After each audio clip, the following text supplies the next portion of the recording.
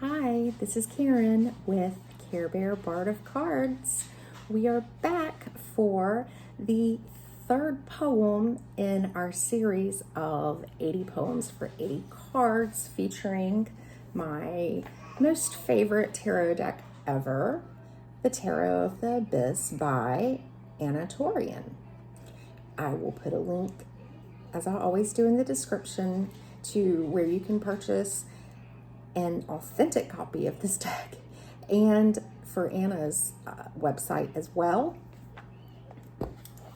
And there will be timestamps there in case you want to skip me talking about card meaning and my background on writing the poem itself.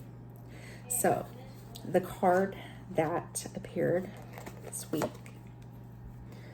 is the Seven of Cups. This has to be my favorite interpretation of the Seven of Cups. Literally, she is floating in a cloud. Her head is in the clouds, literally. In our original Rider-Waite-Smith version, we have a dark silhouette of a person with his back facing us, and there are many choices in front of him in each of these 7 cups that are in a cloud. They can relate to, beauty as in a spouse or a partner to pick, mystery, knowledge, glory, power, fame, and wealth.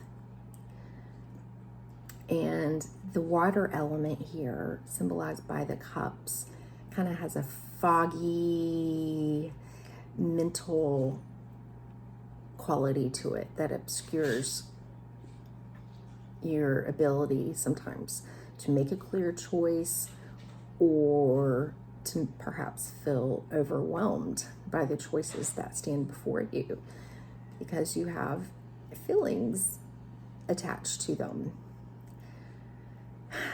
And in this one, like I said, she literally illustrated her head in the clouds. And if you look closer, you can see the things that she is pondering upon. And in this version, she is actually levitated above the 7 cups. So it's different, but it definitely gets the message across, I believe. And it really is an image that stands out in my memory. So, meaning, pretty much, you may be overwhelmed, you might have a lot of choices that you need to make, or perhaps your imagination is running wild, daydreaming of what can be. Tourian in her guidebook suggests an element of wishful thinking, literally head in the clouds, as I said, a fantasy that you are dreaming. She advises that if you are facing a serious decision, now is probably not a good time to make it. And especially if you must make the best choice for yourself, that is going to bring you emotional happiness and with, the least amount of bad consequences. We don't always have control over that. We just have to make the best choice that we can and not spend our day daydreaming. But if you need to make this choice, it's suggested to ground yourself first. Take some time, but not too much. If you reverse this card, of course, with reversals, they can be a little confusing at times. I like to often think of it as being clear of a choice that you made, but many really look at it as, indecision, being absolutely paralyzed by the inability to choose, or perhaps having a lack of focus, not even knowing what you want. And there is even an interpretation that you could even be forced into making a decision that isn't really what you want. You just feel that you have to make that. So you feel limited by choices.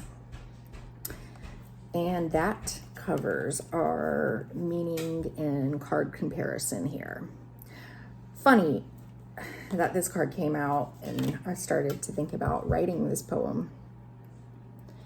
And I had lots of ideas and I really wasn't sure what structure to put them in. Well, my friend William James over at 999 ASMR Tarot, I'll put a link to his channel. He writes really awesome poetry. He has some very unique methods and he presents them in a very creative way through ASMR in his channel. Definitely check him out. It is a whole experience. But he suggested some different ideas because it is April and it is Poetry Month. I took one of the suggestions he listed in ways that, because the month is about writing a poem every day. And to do that, kind of have to reach into your toolbox and pull out some different methods.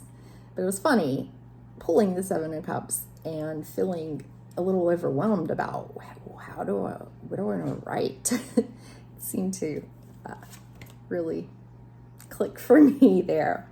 So I decided to go with an acrostic method that he had suggested. An acrostic method, basically I took the word or the actual name of the card, Seven of Cups. So each line, the first word of each line has that letter in it. As you can see, I underlined it so you could see it. So that really helped narrow my focus down and actually choose what I was going to write and how I was going to write it. So this was a fun experiment in a way to try new methods of poetry. I hope you enjoy it. My poem is titled Lost in a Cloud. Shadows congregate, shrouding the sun's light, expelling rain from a dreary cloud. Venus shines her golden gleam deep within the billows, eclipsing the mind with swirling black tresses.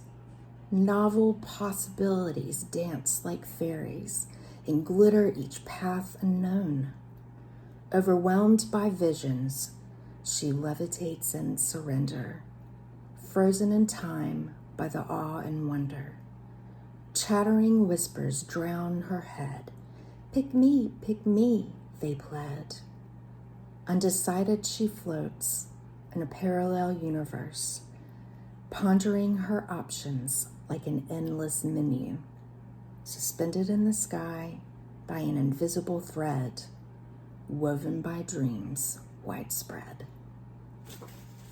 Okay, well, it's a short one for today. I hope you enjoyed that. Next will be chapter 4 of my series, poem 4, and we will just see what comes out. I hope you will come back and join. Please like, share, comment, subscribe to all those YouTube-y things for me that really help the algorithm. I greatly appreciate all the support and for you taking the time out of your day to listen to my poem. Thanks so much. Until next time. Bye.